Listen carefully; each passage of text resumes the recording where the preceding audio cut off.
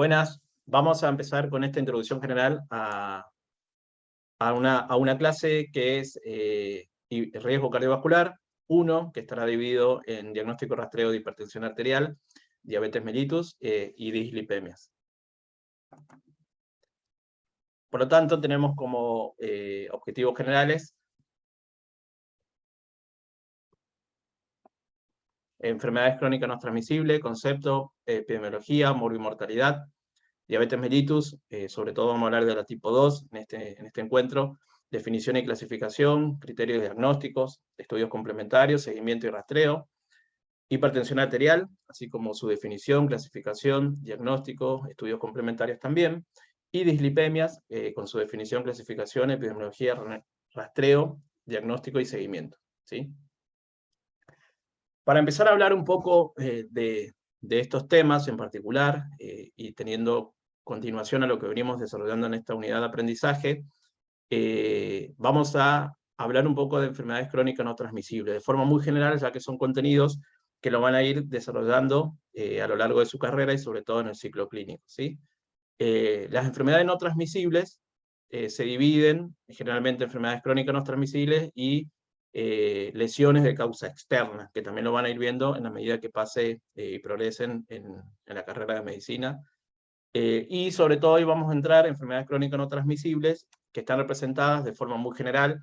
Vamos a empezar a esbozar estos temas en enfermedades cardiovasculares, después van a ver cuáles son, en diabetes, sobre todo en la edad adulta, y sin embargo en los tiempos actuales también se habla en edades pediátricas, en edad adolescente, de diabetes mellitus tipo 2, en distintos tipos de cáncer, y como saben, venimos trabajando en esta unidad de aprendizaje sobre rastreo, tamizaje, pesquisa, screening, cribado, como ustedes saben, de cáncer cervicouterino, de mama, de próstata, colorectal, de alguna forma de pulmón. Ustedes ya saben cuáles son cuáles de estos tipos de cánceres se pueden rastrear o no, ¿sí? Cuáles cumplen con los criterios de Fermi-Carlson.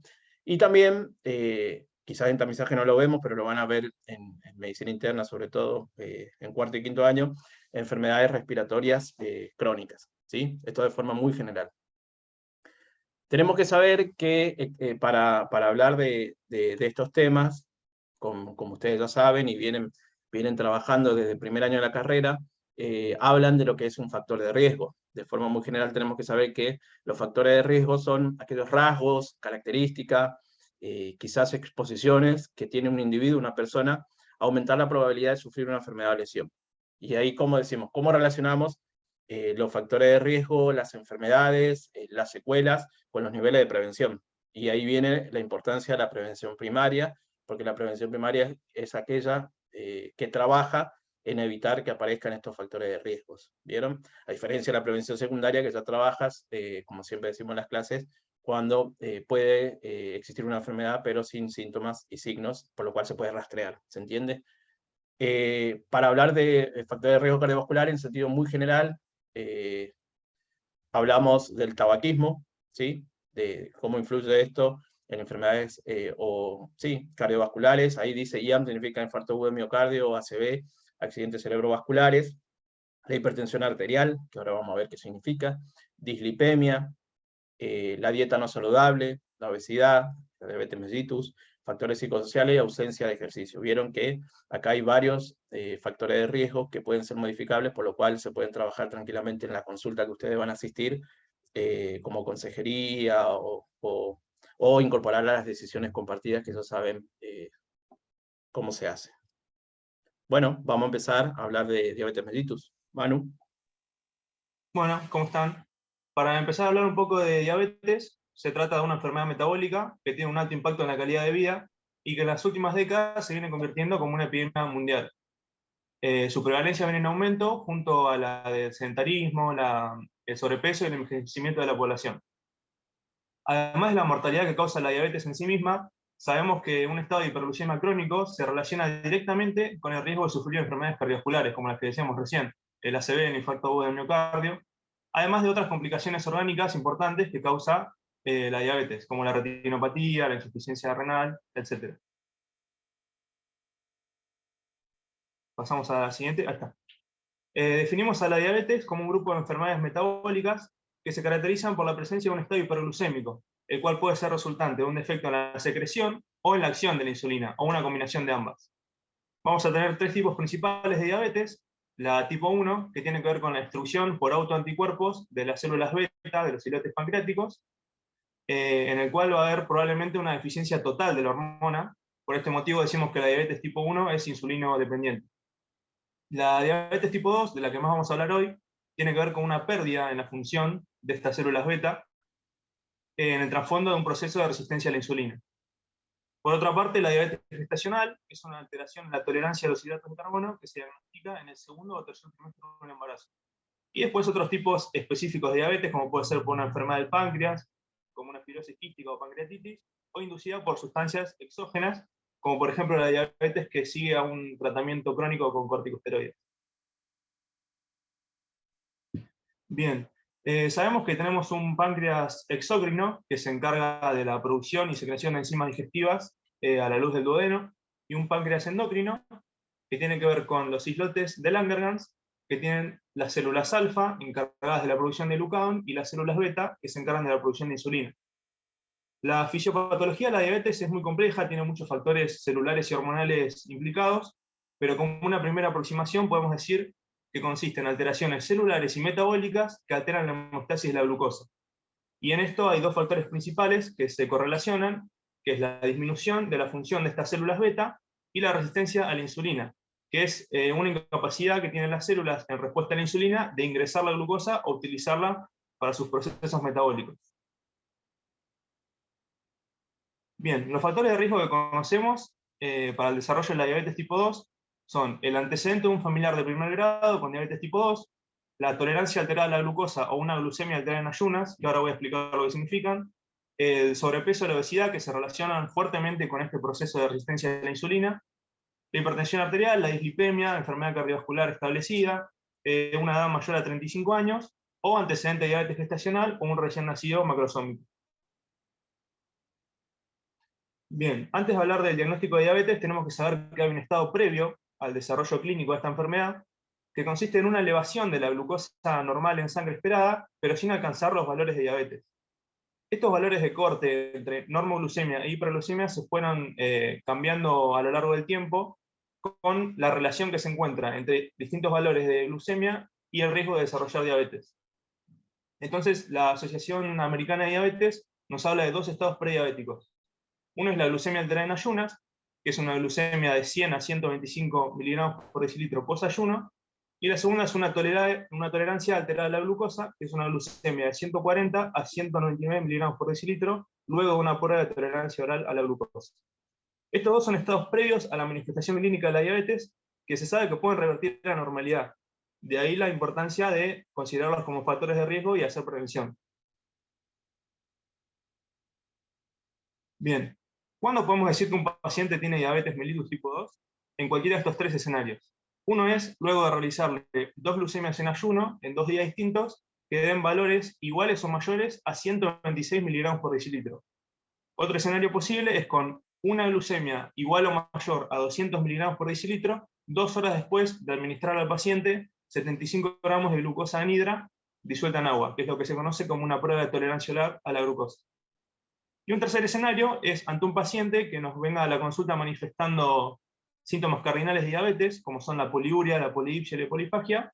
En ese momento tomamos una glucemia al azar, y si da igual o mayor a 200 miligramos por decilitro, también hacemos diagnóstico de diabetes. La prueba de tolerancia oral a la glucosa la vamos a realizar en dos situaciones. Cuando una glucemia en ayunas da entre 110 y 125 miligramos por decilitro, o cuando da entre 100 y 109, pero con un factor de riesgo para diabetes. Bien, si todo esto anterior lo llevamos al algoritmo, partimos de una glucemia en ayunas, si nos da alterada realizamos otra, si nos da la primera igual o mayor a 126 miligramos por decilitro, hacemos otra, si vuelve a dar el mismo resultado, hacemos diagnóstico de diabetes. Si nos da entre 110 y 125 miligramos por decilitro, estamos en presencia de una glucemia alterada en ayunas y tenemos que hacer la PT-OG. Lo mismo si estamos entre 100 y 109, pero con un factor de riesgo, y luego de la PT-OG tenemos tres resultados posibles. mayor a 200 miligramos por decilitro, tenemos un diagnóstico de diabetes, entre 140 y 199, un diagnóstico de tolerancia a la glucosa alterada, y menor a 140 es el resultado normal. Bien, la valoración clínica del paciente con diabetes, lo ideal es que comience en la primera consulta, antes de hacer el diagnóstico, con una buena anamnesis sobre los hábitos alimentarios, la actividad física, del sueño, bueno, antecedentes familiares. Y una vez que llegamos al diagnóstico de diabetes, lo que vamos a ir en búsqueda principalmente es de daño de órgano blanco que produce ese estado de hiperglucemia. Al examen físico vamos a hacer una valoración del estado nutricional, con cálculo del IMC, perímetro de cintura, tensión arterial, palpación de tiroides. Examen de la piel, vamos a buscar signos, por ejemplo, como la acantosis nigricans, que es un signo específico de la insulinoresistencia, un examen integral del pie, fondo de ojo, evaluación de la agudeza visual y examen ontológico. Todos estos son sitios que tienen que ver con lesiones microvasculares que produce este estado de hiperglucemia.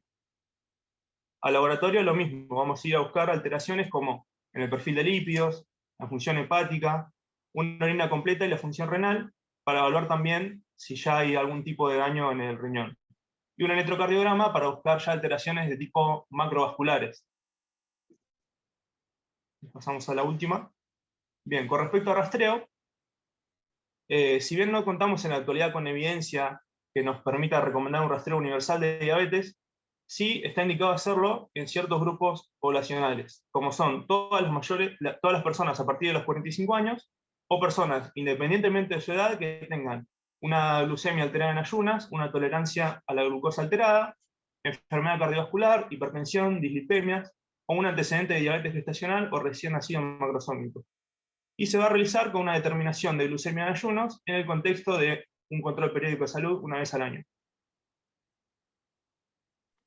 Una sola cosa, Manu, en sentido general, también en la bibliografía van a encontrar que hay países donde usan como un criterio diagnóstico hacer la hemoglobina glicosilada, que en algunos lugares lo usan como un criterio diagnóstico. Acá en Argentina, si bien no está avalada para hacer criterio diagnóstico, se usa mucho para seguimiento. Lo vamos a desarrollar bien en la clase, pero está bueno que sepan porque, considerando el tiempo de vida de los glóbulos rojos de 120 días, por ahí sirve para ver hacia atrás cómo venía esa unión de la glucosa a esto, ¿sí? Así que eso lo vamos a desarrollar en la clase. ¿Algo más, Manuel? ¿O seguimos con...? No, si te parece, seguimos con hipertensión. Perfecto.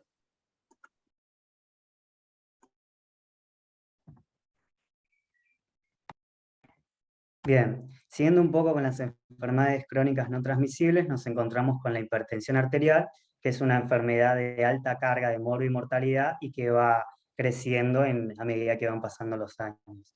Para definirla la podemos definir como un síndrome que está constituido por signos y síntomas que son consecuencia de niveles elevados de tensión en las arterias, de los aceptados como normales. Estos niveles elevados de tensión en las arterias van a tener diferentes repercusiones en los órganos blancos, como son el corazón, el riñón, el sistema nervioso central y el sistema vascular periférico. Se estima que 9,4 millones de personas mueren en el mundo debido a hipertensión arterial, y esto representa el 12,8% total de las muertes anuales, es decir, tiene una alta carga de morbimortalidad, y es el principal factor de riesgo para sufrir una enfermedad cardiovascular. Pasamos ahí. Etiológicamente podemos definir como un trastorno que es de naturaleza heterogénea, multifactorial y poligénico, y que tiene alta importancia lo hereditario. Si tenemos que clasificar a la hipertensión arterial, la vamos a clasificar en dos grandes grupos, dependiendo qué lo causa. Por un lado tenemos la hipertensión secundaria, que en esta hipertensión hay una etiología identificable que secundariamente produce hipertensión arterial. Esto corresponde al 5% de los casos totales diagnosticados por hipertensión. Y como ejemplos podemos tener la hipertensión renovascular, el hiperaldosteronismo primario, el síndrome de Cushing, la apnea obstructiva del sueño y el feocromocitoma. Por otra parte, también tenemos a la hipertensión arterial primaria, idiopática o esencial. Este tipo de hipertensión representa el 95% de los casos totales diagnosticados, es decir, es la más común. y no podemos identificar un único factor causable, sino que lo podemos relacionar con diferentes factores de riesgo, que algunos son modificables y otros no, como por ejemplo la edad, la obesidad, el tabaquismo, antecedentes familiares, un número reducido de nefronas, la dieta rica en sodio, consumo excesivo de alcohol, diabetes y dislipemia, y factores conductuales como el estrés, nerviosismo y depresión. Acá radica la importancia de la prevención primaria para, a través de estilos de vida saludables, como por ejemplo la reducción del consumo de sal, realizar actividad física, comer frutos y verduras, etcétera, podemos reducir la incidencia o retrasar la presencia de hipertensión arterial. Para realizar el diagnóstico de hipertensión arterial en una persona mayor de 18 años, vamos a tomar en cuenta la técnica a través de la medición de la presión arterial, a través de una consulta, en un contexto de control periódico de salud, o etcétera.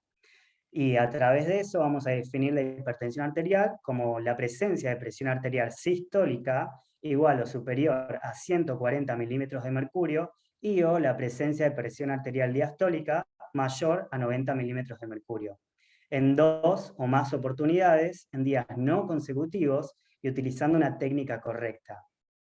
La medición de la presión arterial es una técnica preventiva importante, ya que la mayoría de las personas que cursen con hipertensión arterial lo van a hacer de manera sintomática.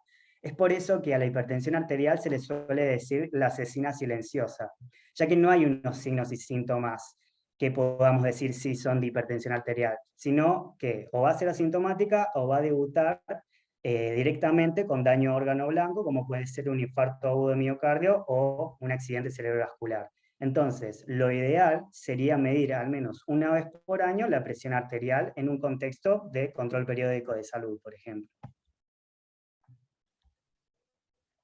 Para tomar la presión arterial y que sea fiable esos valores, debemos seguir una técnica adecuada.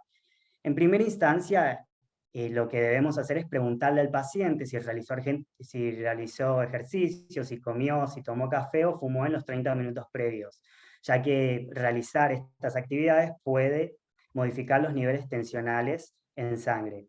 También es necesario contar con un ambiente confortable por la misma razón que lo anterior. Vamos a pedirle al paciente que se siente con la espalda apoyada en el respaldo, que no cruce las piernas y apoye ambos pies en el piso.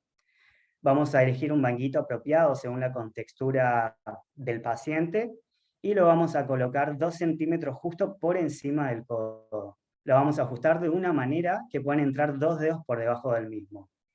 Y sostener el brazo a la altura del corazón. Una vez que hacemos esto, tomando el pulso radial, vamos a constatar la presión de obliteración. Vamos a empezar a insuflar el manguito y palpando el pulso radial, vamos a esperar a que este pulso radial desaparezca. Una vez que desaparezca, esta va a ser nuestra presión de obliteración del pulso radial.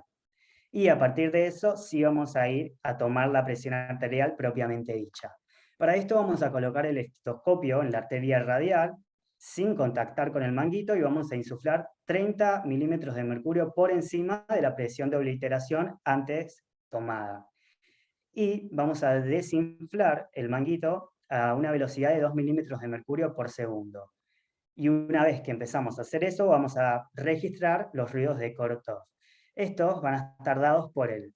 Vamos a escuchar en primera instancia un primer ruido. Este primer ruido va a corresponder a la presión arterial sistólica y lo registramos. Una vez que sigue desinflándose, vamos a empezar a sentir cómo los ruidos van a ir desapareciendo. Y en el momento que desaparezca el último ruido, este va a corresponder a la presión arterial diastólica. Una vez que terminamos, esperamos 1 minuto, idealmente volvemos a repetir la toma en el brazo contralateral y promediamos las 2 tomas.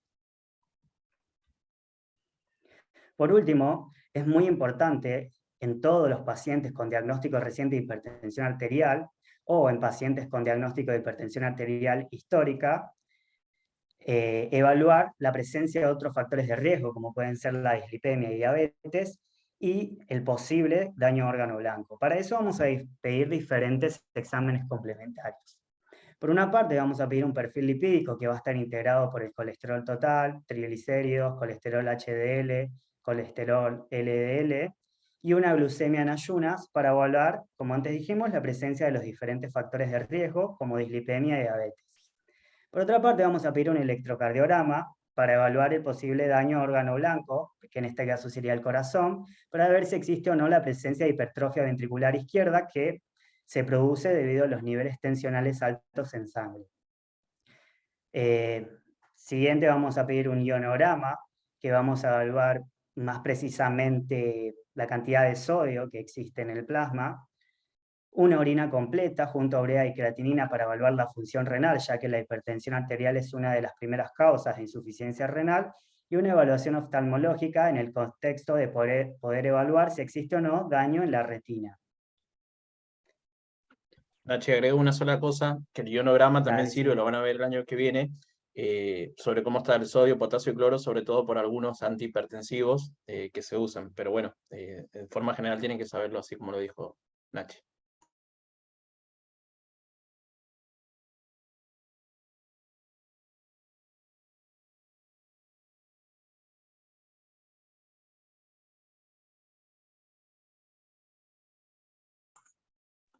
¿Algo más, Bueno, Nachi? ahora Santi. hablando por... Perfecto. Sí, perdón, no se me desilenciaba. Bueno, ahora arrancando con dislipemias, hay que tener en cuenta que las dislipemias son aquellas alteraciones, tanto cualitativas como cuantitativas, en las lipoproteínas plasmáticas. Pensar que el colesterol elevado es una de las principales causas de enfermedad en el mundo, ya que es un factor de riesgo clave para la enfermedad cardiovascular, cerebrovascular y vascular renal. Se estima que el colesterol elevado es la causa de 2,6 millones de muertes totales y una pérdida de 29,7 millones en años de vidas ajustados por discapacidad, que sería más o menos como un 2% del total a nivel mundial. Hay que pensar que las dislipemias son el factor de riesgo individual más relevante para el desarrollo de la enfermedad arteriosclerótica. La esterosclerosis consiste en la acumulación de placas en las arterias. Esto es un mecanismo patológico que más contribuye a la aparición de enfermedades cardiovasculares. Este es un proceso que empieza en la niñez, pero que su ritmo de progresión puede dar origen a enfermedades cardiovasculares y se ven afectados por varios factores, entre ellos el tabaquismo, la alimentación poco saludable, la inactividad física que puede dar origen a la obesidad, la hipertensión arterial, la dislipemia y la diabetes mellitus, como vinieron hablando los chicos. Bueno, ahora con respecto a la clasificación, bueno, es como muy importante para orientar el diagnóstico de las causas y definir el tratamiento, pero tenemos que tener en cuenta que hay distintos criterios para clasificarlas. Dentro de ellas tenemos, según el perfil lipídico, como pueden ver en el Power, que pueden estar clasificadas en hipercolesterolemia aislada, que básicamente es el aumento del colesterol total a expensas del colesterol de baja densidad, o sea, del LDL. Después tenemos la hipertrigliceridemias aisladas, que básicamente es el aumento de los triglicéridos de origen endógeno o exógeno o ambos. Después tenemos a la hiperlipidemia mixta, que es el aumento del colesterol total y de los triglicéridos. Después tenemos la hipoalfa lipoproteinemia, que básicamente es la disminución de las proteínas de alta densidad de las HDL. Y bueno, después tenemos, según su etiología, que las podemos clasificar en primarias, adquiridas y secundarias. Ten en cuenta que las primarias son más que nada por una causa genética, se caracterizan por ser más que nada familiares, por tener valores de lípidos muy altos y tener manifestaciones sintomáticas. Son esos síntomas, santelamas y enfermedad que van a predisponer al desarrollo de una enfermedad cardiovascular prematura. Después están las adquiridas, son más que nada que tienen como causa hábitos incorporados por el paciente, como el alcohol, la alimentación, sedentarismo y el tabaquismo. Y nada, después están las secundarias, que son que tienen como causa alguna patología de base, que puede corregirse casi siempre tratando esta. Y bueno, tenemos como alguna de las causas la diabetes, la insuficiencia renal, el hipotiroidismo, la colestasis, y bueno, y algunos medicamentos que verán el año que viene. Tener en cuenta que las dislipidemias adquiridas y secundarias pueden corregirse parcial o totalmente, eliminando o controlando el factor causante. Y nada, eso más que nada, toda esta clasificación nos va a guiar al tratamiento. Después, con respecto a las recomendaciones para el rastreo y los factores de riesgo, hay una alta controversia con respecto a qué adultos se deben realizar un cribado para detectar un trastorno lipídico. Más que nada esta controversia se debe a la ausencia de pruebas que muestren beneficios en el cribado en adultos jóvenes. Hay algunas asociaciones que recomiendan pruebas para la detección de las lipidemias en todos los niños antes de la pubertad, o sea, entre los 9 y los 11 años, y después de la pubertad, entre los 17 y los 21, más que nada para determinar un perfil lipídico basal, para detectar cualquier tipo de hiperlipidemia familiar y evaluar el riesgo cardiovascular. Y nada, si una vez que estos resultados son normales, poder determinar un riesgo cardiovascular basal para poder ver cuáles podrían ser las posibles intervenciones para mejorar los resultados del paciente en un futuro. Después, con respecto al riesgo cardiovascular que le estaba mencionando, puede estar influenciado por muchos factores, como por ejemplo la edad, el sexo, la hipertensión, diabetes, tabaquismo, obesidad, el estilo de vida, bueno, hoy también la historia familiar de enfermedad coronaria. Y bueno, tener en cuenta que para a los pacientes que tienen alto riesgo de enfermedad cardiovascular se le va a recomendar una prueba de seguimiento de lípidos en los hombres entre los 25 y 30 años y a las mujeres entre los 30 y 35, y para las personas con menor riesgo se le va a recomendar a los hombres a los 35 y a las mujeres a los 45. Después hay otro tipo de evidencia, como por ejemplo el ATP3 o la Asociación Argentina de Lípidos, que iban a recomendar la medición de un perfil lipídico a todos los adultos mayores de 20 años, sin factores de riesgo, con 2 determinaciones separadas con un intervalo de 14 días. Y bueno, y esta misma asociación dice que a todas las personas que con antecedentes familiares de enfermedad coronaria temprana o historia familiar de hipercolesterolemia genética, se le va a hacer a partir de los 18 años y se tiene que repetir cada 5 años. Bueno, yo todo el tiempo lo estuve mencionando, que es el perfil lipídico. El perfil lipídico iba a estar comprendido por un colesterol total, los triglicéridos, un HDL, un LDL, y la relación colesterol total HDL. Todas estas determinaciones tienen que realizarse más que nada, se tienen que realizar 2 determinaciones con un lapso de 2 a 3 semanas, más que nada porque los lípidos pueden verse afectados por la dieta, el medio ambiente y factores estacionales. El colesterol puede variar entre un 5 a un 10% y los triglicéridos hasta más de un 20%. Tener en cuenta que en el periodo postprandial los triglicéridos aumentan debido a la presencia de lipoproteínas ricas en triglicéridos y sus remanentes. La realización de un perfil lipídico sin ayuno previo, puede manifestar el verdadero estado metabólico y ser un mejor predictor de riesgo cardiovascular, y también simplificaría la toma de la muestra sin tener este ayuno, ¿no? Por eso hay como una gran discusión ahí si se tiene que hacer o no con ayuno. Bueno, con respecto a la evaluación del paciente, cuando viene, tener en cuenta que en el interrogatorio deberíamos evaluar cuáles son los hábitos del paciente, más que nada para la determinación del riesgo cardiovascular, que después en la próxima clase vamos a ver cómo se estratifica. Pero bueno, tener en cuenta que vamos a ver en el interrogatorio los hábitos, la alimentación, tabaquismo, sedentarismo y consumo de alcohol. Después, ver la presencia de otros factores de riesgo, como lo que mencionan los chicos de diabetes e hipertensión. Antecedentes personales, como la enfermedad coronaria, enfermedad valvular periférica y accidente cerebrovascular. algunas medicaciones como corticoides, diuréticos o inmunosupresores, enfermedades personales como hipotiroidismo, insuficiencia renal crónica, enfermedad de Cushing, enfermedad hepático